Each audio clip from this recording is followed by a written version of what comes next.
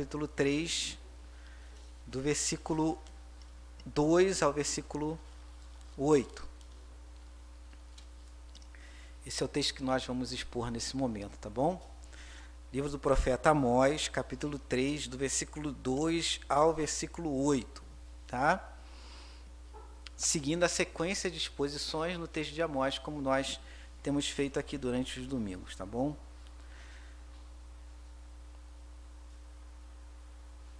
Diz assim a palavra de Deus. Eu vou ler, os irmãos acompanham. De todas as famílias da terra, somente a vós outros vos escolhi. Portanto, eu vos punirei por todas as vossas iniquidades. Andarão dois juntos, se não houver entre eles acordo? Rugirá o leão no bosque, sem que tenha presa? Levantará o leãozinho no covil a sua voz, se nada tiver apanhado? Cairá a ave no laço em terra, se não houver armadilha para ela? Levantar-se-á o laço da terra, sem que tenha apanhado alguma coisa? Tocar-se-á a trombeta na cidade, sem que o povo se estremeça? Sucederá algum mal à cidade, sem que o Senhor tenha feito? Certamente o Senhor Deus não fará coisa alguma, sem primeiro revelar os seus segredos aos servos, os profetas. Rugiu o leão, quem não temerá? E falou o Senhor Deus, quem não profetizará? Querido Deus e eterno Pai, agradecemos mais uma vez, ó Deus, por estarmos aqui em Tua casa, sermos acolhidos, ó Deus, pelo Teu Santo Espírito neste momento, ó Pai, momento, ó Deus, em que vamos ouvir a Tua palavra, Senhor, queremos pedir, ó Deus, que em nome de Jesus, ó Deus, o Senhor fale conosco de maneira especial. Nós queremos ouvir a Tua voz, ó Deus, e precisamos ouvir a Tua voz, ó Deus. Ó Deus, estamos aqui, ó Deus, diante do Senhor, ó Pai, para ouvir, ó Deus, o que o Senhor tem a dizer a cada um de nós. Aqui, ó Deus, nós não temos a pretensão, ó Deus, nem temos como, ó Deus, não temos como, Senhor, manipular, ó Deus, a Tua palavra, Senhor. Aqui queremos, ó Deus, ouvir a Tua palavra. Aqui queremos, ó Deus, ser transformados, ó Deus, pela Tua palavra. Aqui queremos, ó Deus, ser moldado, ó Deus, pela Tua palavra e pela Tua voz. Portanto, ó Deus, tenha misericórdia de nós, que Teu Santo Espírito fale conosco, ó Deus, nesse momento, e fale também, ó Deus, aos nossos corações, edificando, ó Deus, as nossas vidas, ó Pai, transformando, ó Deus, o nosso caminhar, mudando, ó Deus, a nossa mente e convertendo, ó Deus, o nosso coração, nossa mente, nosso corpo ao Senhor. Nós oramos, ó Pai, e pedimos essas coisas em nome do Teu Filho amado Jesus Cristo. Amém. Muito bem, meus irmãos, estou feliz aqui, né, de fazer a minha primeira exposição no livro de Amós, né? Nós sentamos, conversamos, oramos e pedimos ao Senhor que nos orientasse na escolha de um texto, e eu tenho que ser sincero com os irmãos, né? Nós fitamos nos profetas menores, né? E na hora de decidir lá qual profeta menor que nós iríamos expor, os irmãos me abençoaram quando eu falei que eu gosto profundamente do texto do profeta Amós, né? Então vamos começar com Amós, pastor, e assim nós começamos as exposições. É um texto muito profundo, meus irmãos, como eu havia falado anteriormente, né? Muitos conceitos que existem hoje no mundo, na sociedade atual que você vê, são conceitos que são extraídos da igreja e que são apropriados pelas filosofias humanas. As filosofias humanas revestem esses conceitos com uma capa e falam que são conceitos que eles criaram, que eles inventaram, mas isso não é verdade. A verdade, meus irmãos, ela vem da palavra de Deus, ela é extraída da palavra de Deus, né? Existem muitos trabalhos acadêmicos que falam sobre a Revolução Francesa, sobre os 3 princípios da Revolução Francesa. Vamos ter um pouquinho de aula de história aqui, né? Igualdade, liberdade e fraternidade. De onde o pessoal tirou isso, irmãos? Da teologia cristã, irmãos. Esses conceitos são da teologia cristã. Lá no auge do Império Romano, as pessoas entravam na igreja, uma rica e outra pobre, e os apóstolos falavam assim: vocês são iguais, vocês são irmãos. Jesus Cristo morreu por vocês dois. O teu dinheiro não faz diferença diante de Jesus. Vocês são iguais. E Tiago ainda adverte, olha, se você, quando chega na igreja, levanta e coloca o pobre lá atrás e o rico na frente, você está errado, porque Deus não faz acepção de pessoas. Igualdade, irmãos. De onde vem o conceito de igualdade, irmãos? Da igreja. Fraternidade. Vocês são irmãos. Vocês são irmãos em Cristo. E aquele que vê o seu irmão passar necessidade neste mundo, nesta vida, e não se compadecer disso, Deus não está em você, você não é de Deus. Porque aquele que é nascido de Deus, aquele que é regenerado, quando vê o seu irmão passar e sofrer e padecer necessidade, automaticamente ele vai se compadecer. Fraternidade, irmãos, isso vem da igreja. Liberdade. Se Jesus Cristo vos libertar, verdadeiramente sereis livres. Vós sois livres em Cristo. O conceito de liberdade aí, irmãos. O conceito de liberdade vem da teologia cristã, irmãos. O conceito de igualdade vem da teologia cristã, irmãos. O conceito de fraternidade, então, nem... É um mundo que se apropria desses conceitos que são cristãos e fala que são eles que criaram, que são eles que inventaram. Justiça social. Quem é que fala em justiça social primeiro? São os profetas de Deus, irmãos. Os profetas de Deus falam em justiça social. Os profetas de Deus falam, não tem como viver uma religião piedosa se você escravizar seu irmão, se você vender o seu irmão, se você humilhar o seu irmão, se você comprar sentenças, porque no contexto de Amós também se comprava sentença, né? Não era muito diferente de hoje, não. No contexto de Amós você tem o executivo corrompido, porque o rei era corrompido. No contexto de Amós você tem o judiciário corrompido, porque os juízes vendiam sentenças. Né?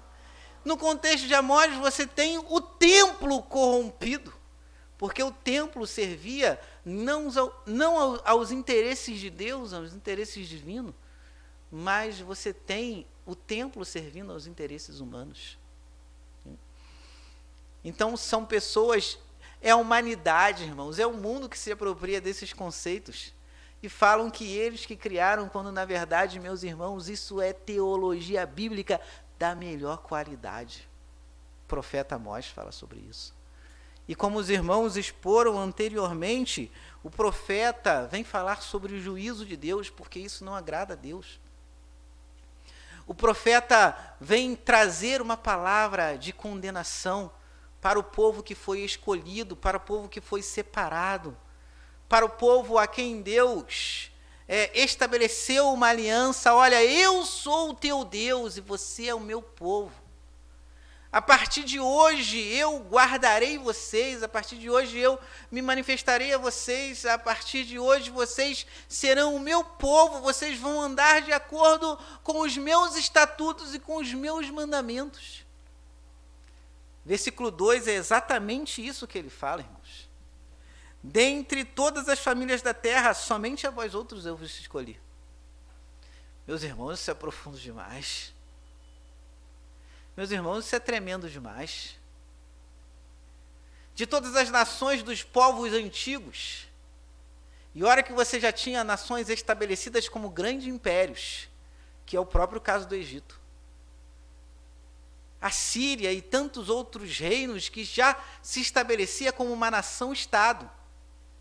Já tinha uma organização política, alguns já tinham leis, como o Código de Hammurabi. Alguns haviam criado a própria escrita. Dentre todas essas nações, Deus escolhe Israel. Um povo fraco, um povo inexpressivo, um povo escravo no Egito, um povo que não tinha nenhuma qualificação para Deus amá-lo. Em Isaías, Deus vai chamar povozinho. Em uma tradução que nós temos acesso, vai falar verme. Verme. Tu é um verme. Vermezinho de Jacó. De tão inexpressivo que Israel era. De tão fraco, de tão frágil. No capítulo 16 do livro de Ezequiel, você faz a leitura da metáfora onde Deus fala assim, olha, eu te vi, sabe aonde? Eu te vi na sarjeta. As pessoas passavam por você e olhavam você e desprezavam. Elas desprezavam vocês. Porque vocês eram sujos, imundos. Na sarjeta as pessoas olhavam vocês e desprezavam vocês. E sabe o que eu fiz com vocês? Sabe o que eu fiz com vocês? Eu não fiz isso não, eu não desprezei vocês. Eu fui até o encontro de vocês. Eu resgatei vocês para mim. Eu limpei vocês, eu trabalhei em vocês. Eu restituí vocês uma nação. E o que vocês fizeram? Me traíram. Infiéis, vocês são infiéis. Mas o texto começa de uma beleza extraordinária. Quando Deus fala para vocês, vocês eram inexpressivos. Ninguém ligava para vocês, ninguém queria vocês. Mas eu olhei para vocês com um olhar de compaixão e misericórdia. E eu resgatei vocês. O que faz Deus amar seres que são indignos de ser amados, irmãos? Quando olhamos para o livro de Deuteronômio, Deus fala sobre a sua atração para com Israel. Ele fala assim, olha, eu não escolhi vocês porque vocês eram grandes. Vocês não eram grandes. Vocês não eram ninguém. Eu não escolhi vocês porque vocês eram grandes. Eu não escolhi vocês porque vocês eram uma grande nação. Eu escolhi vocês porque eu amei vocês. Eu amei vocês. A razão de Deus ter sentido afeição para com Israel foi que ele amou Israel. E você consegue explicar isso? Eu não consigo explicar isso. Eu não consigo explicar como Deus se interessa por nós. Como Deus se sente atraído por nós. Como Deus sente afeições por nós. Não consigo explicar isso. Eu não consigo explicar um ser que olha a gente na sarjeta, escravizados pelo nosso pecado, sujos, indignos. Todos passam por nós e ninguém se interessa por nós. Mas o Deus Altíssimo, o Todo-Poderoso, o grande Criador de todas as coisas, de uma maneira que você não, de uma maneira que eu não consigo explicar, e de uma maneira também que talvez você não saiba explicar. Como explicar isso, irmãos? Como explicar que nós, que éramos o moribundo da parábola do bom samaritano, jogado, sangrando, já quase morto, e ali o bom samaritano para e dá atenção para a gente e cuida da gente, como explicar esse sentimento que Cristo tem por você? Como explicar esse sentimento que Cristo tem por mim, por nós? Como explicar a eleição de Deus, meus irmãos? Eleição é mistério, irmãos. Por que Deus escolheu Jacó? Uma vez, tendo aula com um professor que era especialista em Novo Testamento, que perguntaram assim para ele, fizeram essa pergunta para ele: pastor, por que Deus escolheu Jacó? Ele falou: olha, quando você chegar no céu, pergunta isso para Paulo.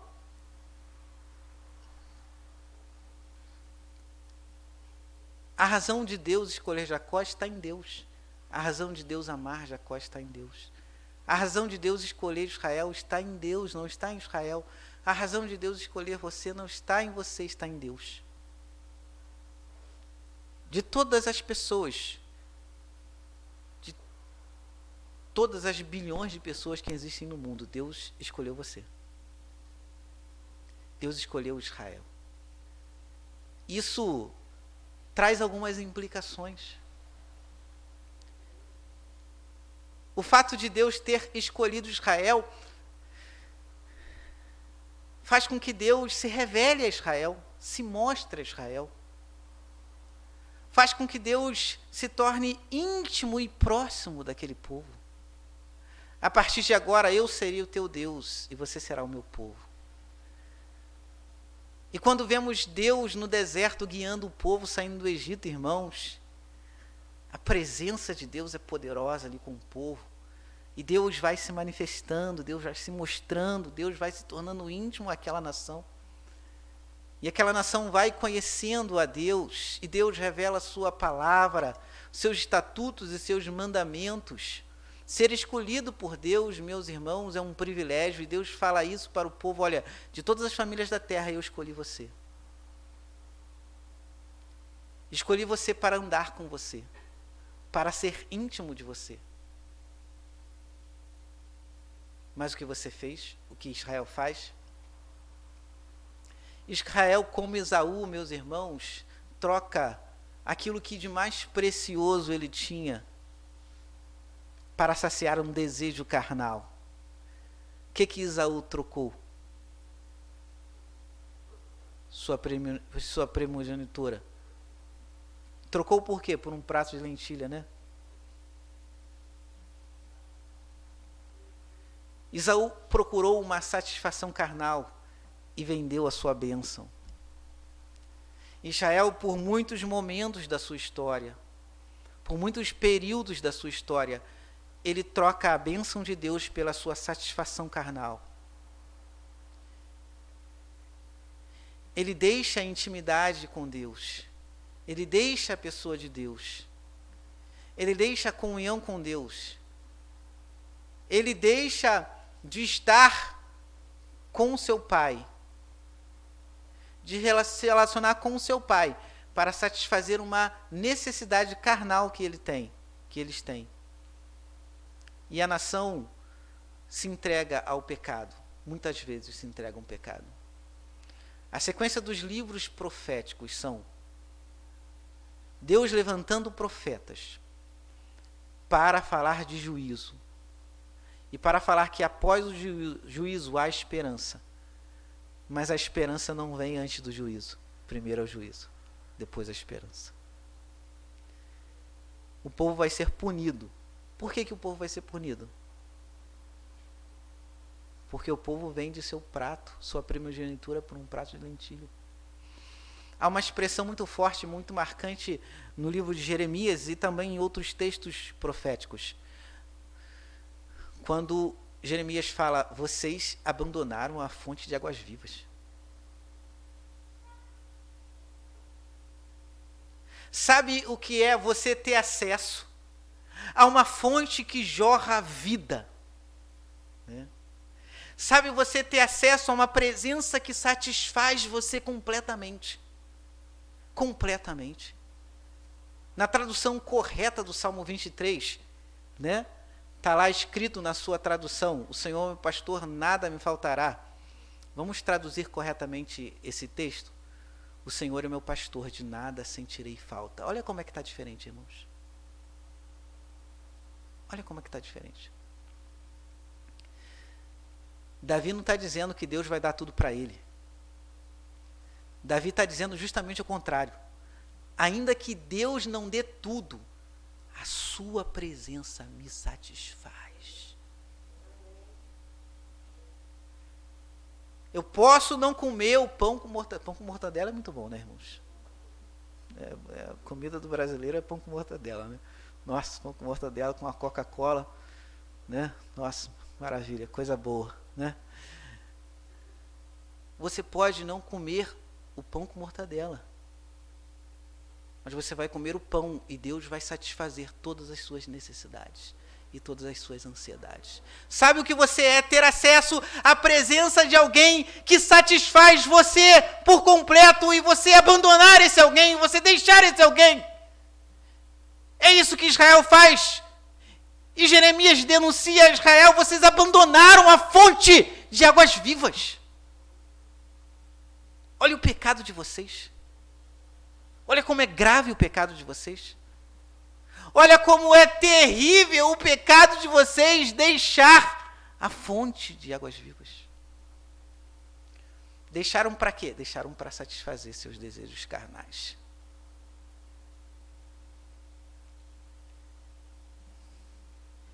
De todas as famílias da terra, eu os escolhi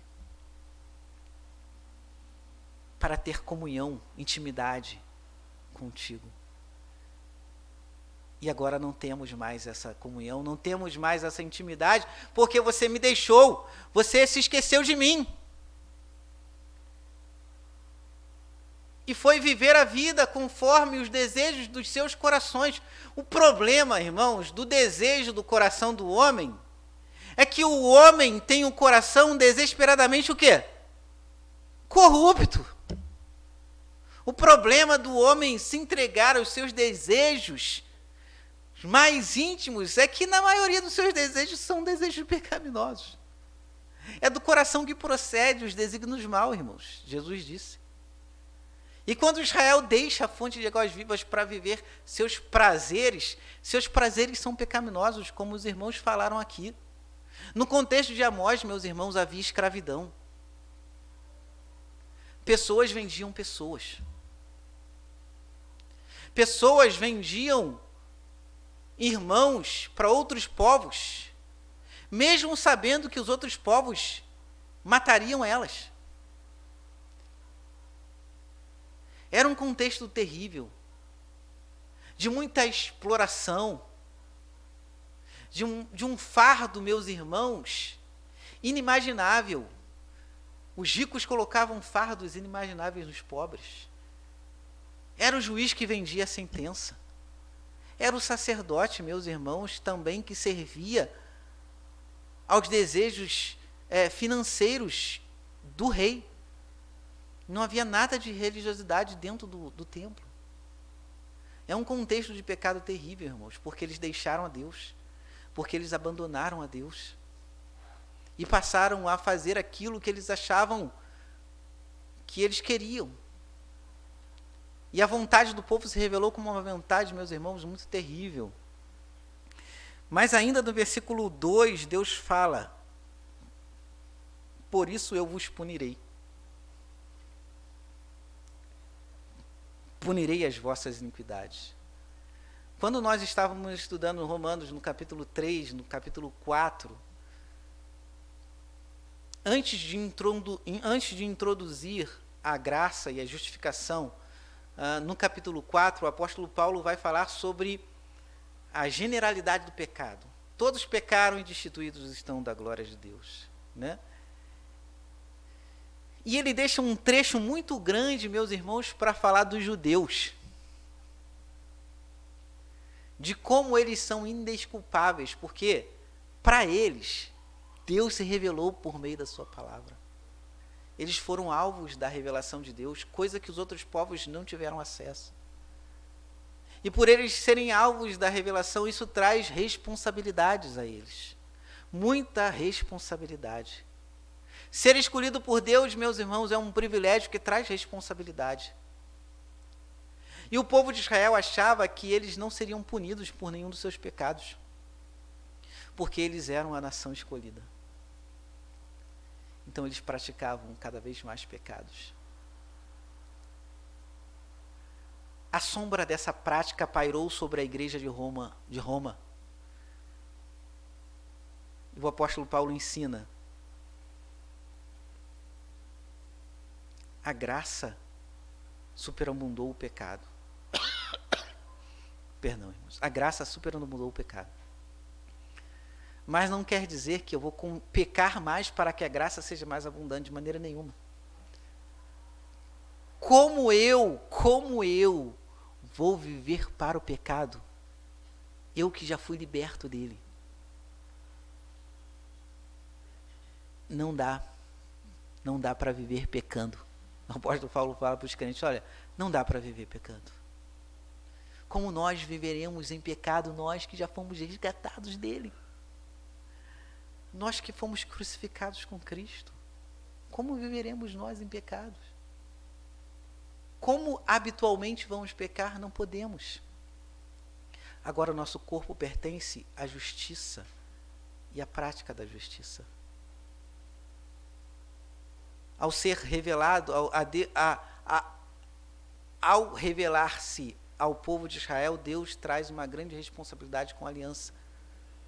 O povo tinha que viver a vontade de Deus e tinha que obedecer os mandamentos de Deus. Se assim não o fizesse, a sentença que é descrita no livro de Deuteronômio ia ser aplicada, né?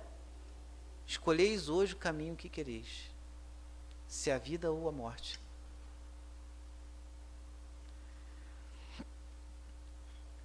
Nós também, meus irmãos, fomos escolhidos em Cristo Jesus. E quando Deus nos escolhe, meus irmãos, o mesmo privilégio nós temos. Deus se revela a nós. Davi fala no Salmo 103 que Deus manifestou os seus caminhos a Moisés. O Salmo 147, no final do Salmo, o salmista fala que Deus se revelou ao seu povo, não faz assim a nenhuma outra nação. Isso quer dizer que Deus fala com você e talvez Deus não vai falar com o seu vizinho, porque Deus não escolheu o seu vizinho. E a relação que Deus estabeleceu com você, Ele não tem com o seu vizinho e Ele não vai estabelecer com o seu vizinho.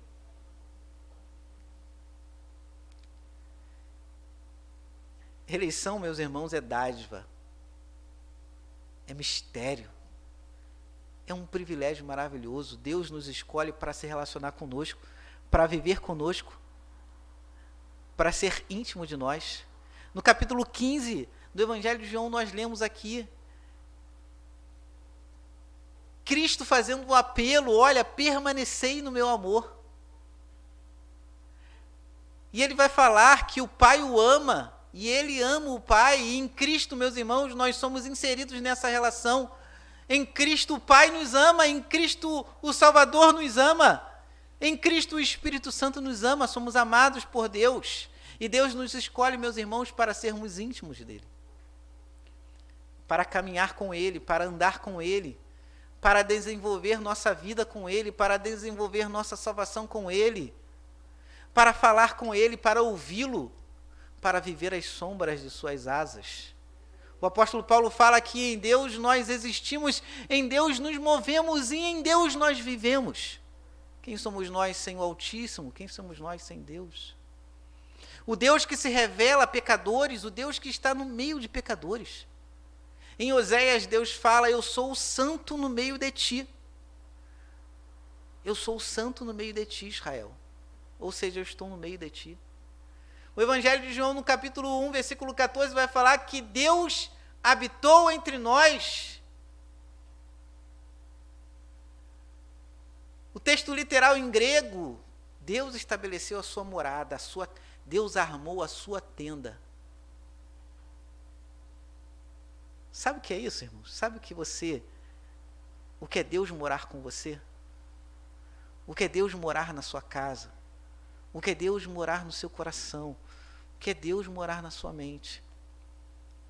Isso é profundo demais, irmãos. Por que somos tão carnais? Porque como Israel, nós fazemos como Israel, irmãos. Se Deus quer ser tanto íntimo de nós, por que nós não somos íntimos de Deus? Por que não dedicamos a nossa vida a Deus? Por que não separamos um tempo para Deus? Por que temos dificuldade de orar, irmãos? Por que temos dificuldade de ter uma vida piedosa? Por que temos dificuldade de ter uma vida de leitura da palavra de Deus? Porque muitas vezes temos dificuldade, meus irmãos, de fazer aquilo que Deus quer que nós façamos, de obedecer a sua palavra, de demonstrar o amor que está em nosso coração, obedecendo os seus mandamentos. Muitas vezes, irmãos, somos arrogantes como Israel é arrogante. Quanto crente arrogante por aí, irmãos, e prepotente. E a palavra de Deus diz que Deus rejeita os soberbos, né? Deus não está com os soberbos. Muitas vezes nós não aproveitamos o privilégio que temos, como Israel não aproveitou. Mas precisamos entender também, meus irmãos, que intimidade com Deus gera responsabilidade. Que Deus estabelece uma aliança conosco. E que para andar com Ele, tem que estar de acordo com ele. Olha o que diz o versículo 3. Andarão dois juntos se não houver entre eles acordo? Do versículo 4, meus irmãos, ao versículo 8, nós temos uma sequência de perguntas retóricas. Pergunta retórica, irmãos, é aquela pergunta que a pessoa não precisa nem de responder, porque a resposta já está implícita na pergunta. Né? Rugirá o leão no bosque sem que haja presa? Não, ele só ruge quando há presa. Né? Tocar-se-á a trombeta na cidade sem que o povo se estremeça? Não. Sempre que a trombeta é tocada, o povo treme. Por quê, irmãos? Porque a cidade está prestes a ser invadida. Andarão dois juntos se não houver entre eles acordo? Claro que não. É óbvio que não. Qual é o acordo, irmãos? Qual é o acordo? Israel, a partir de hoje eu serei o teu Deus. E a partir de hoje, você será o meu povo. A partir de hoje, Israel, você vai viver da maneira que eu quero que você viva. Você não vai viver como os povos que estão ao redor de você estão vivendo. Você não pode viver dessa forma. Você vai viver da maneira que eu quero que você viva. Então anote aí, Moisés. Não adorarás outros deuses a não ser a mim. E vai anotando, Moisés. E Moisés anota os 10 mandamentos. O centro da ética cristã, da ética bíblica, é assim que eu quero que vocês vivam, Israel. Honra teu pai e tua mãe para que te prolongue os seus dias na terra. Isso quer dizer que quando você levanta a voz para o seu pai, levanta a voz para a sua mãe, você causa a indignação de Deus sobre você. Isso quer dizer que quando você desonra o teu pai, ou desonra a tua mãe, você traz a indignação de Deus para você, porque Deus não quer de maneira nenhuma que você trate mal os seus pais, não quer de maneira nenhuma que você trate mal os seus pais. E ele fala isso para Israel, olha, honra os seus pais.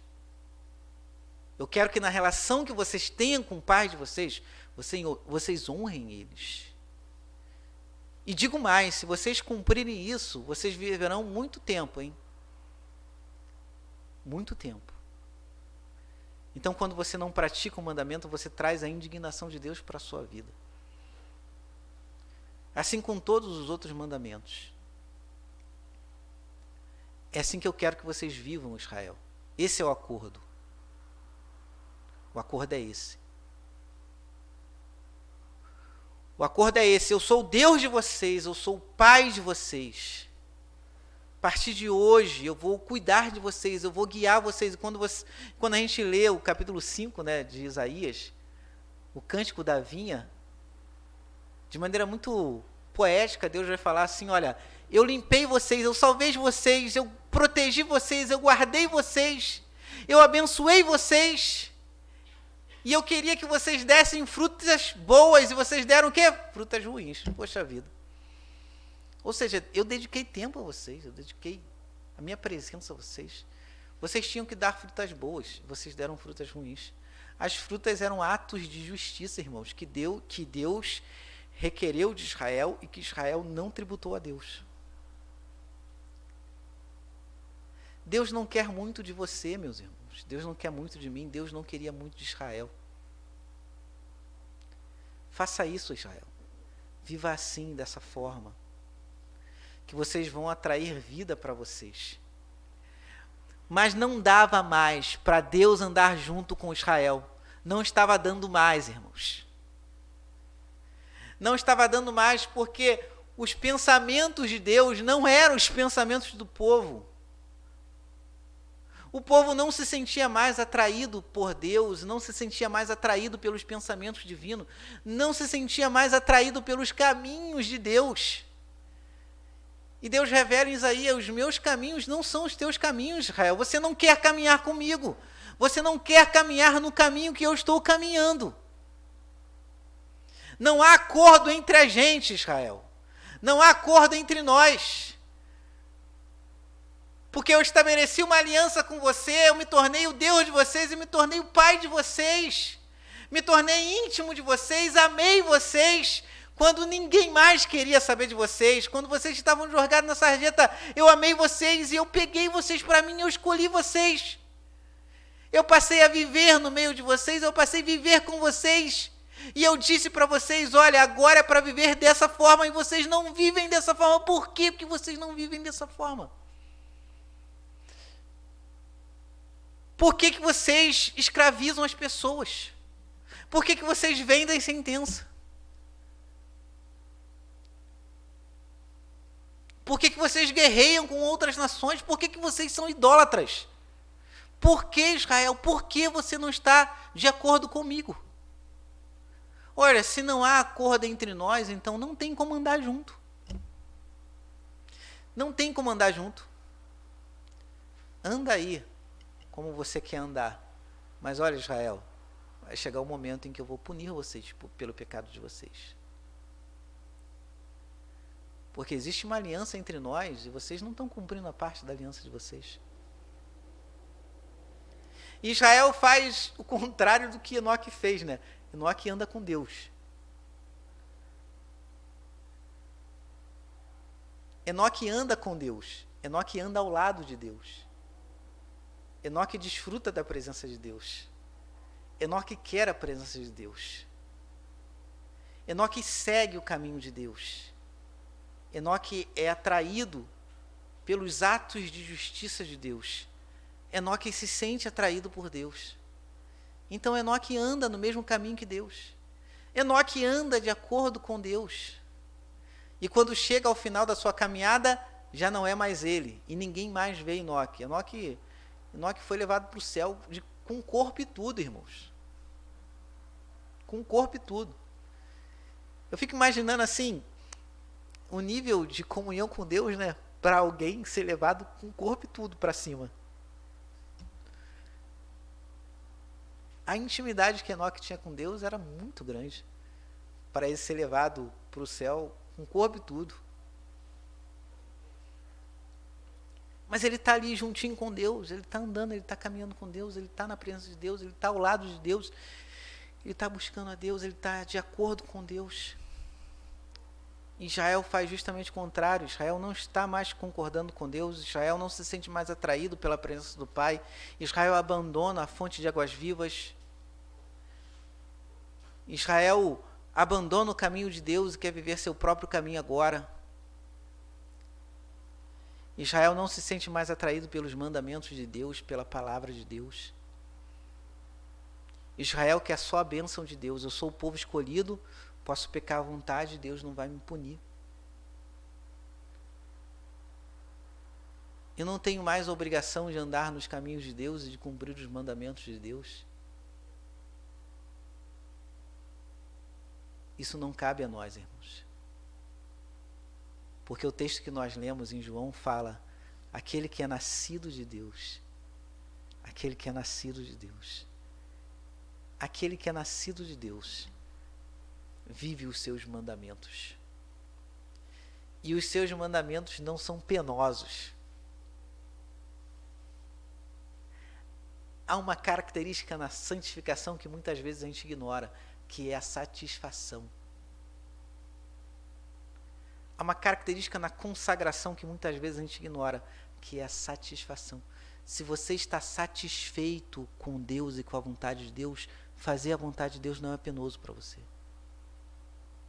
Né? Você se sente atraído. Você se sente atraído pela revelação divina. E ela não é penosa para você. E os mandamentos de Deus não são penosos para você. Mas para o crente que está aí perdido no caminho, tudo é penoso para ele. Tudo é difícil para ele. Tudo requer um esforço para ele, porque ele não sente alegria naquilo, e ele não sente prazer naquilo. Quando olhamos para o Salmo de número 1, o salmista fala Antes o seu prazer está na lei do Senhor, e na sua lei medita de dia e de noite. Prazer. Prazer na lei, né? O salmista não lê a Bíblia o dia todo, irmãos, mesmo porque ele não tem tempo de ler a Bíblia o dia todo. O que o salmista está falando é a alegria que ele tem de viver a palavra de Deus, de viver a Torá, a satisfação que ele tem, né? O que satisfaz seu coração? Tem gente que gosta de comer muito, né, irmãos? Tem gente que gosta de comer muito. Se alimentar traz muita satisfação. Tem gente que gosta de viajar, né? Tem gente que gosta de desfrutar coisas boas. É muito bom desfrutar coisas boas, né? Muitas coisas que nós fazemos na vida traz satisfação a nós, irmãos. Por que a palavra de Deus não traz essa mesma satisfação, ou uma satisfação mais prazerosa? Por que você gasta 3 horas vendo uma série, 3 horas vendo um filme, 3 horas fazendo uma viagem, e você, quando lê a Bíblia, ele lê 5 minutos? E ainda dá aquela desculpa, né? É melhor ler com qualidade do que com quantidade. Melhor ler com qualidade do que... Concordo. Mas ler um versículo com qualidade é você se debruçar sobre ele. Ler um capítulo com qualidade é você se debruçar sobre ele, é você meditar nele.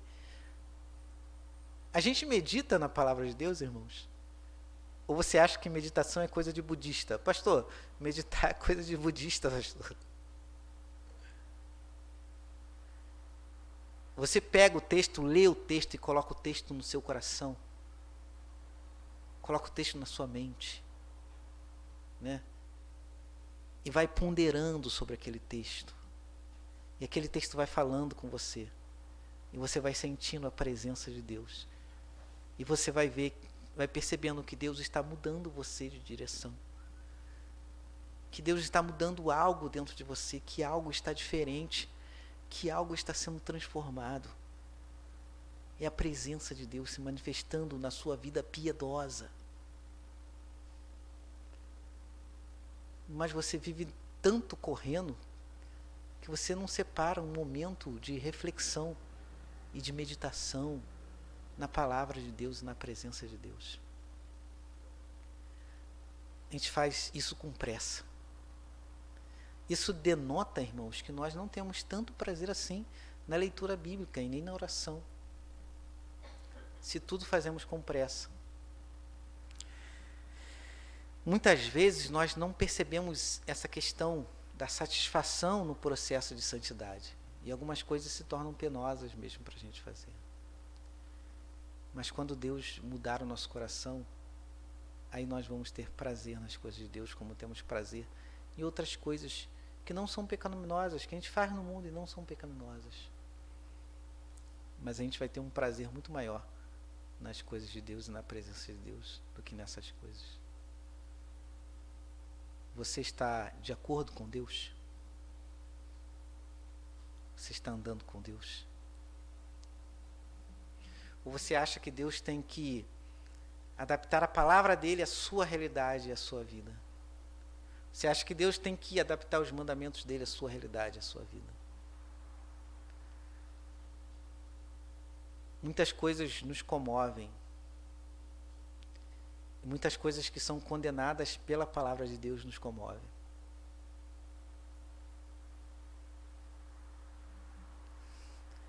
A igreja fecha a Bíblia e começa a conversar com o mundo sem usar a Bíblia.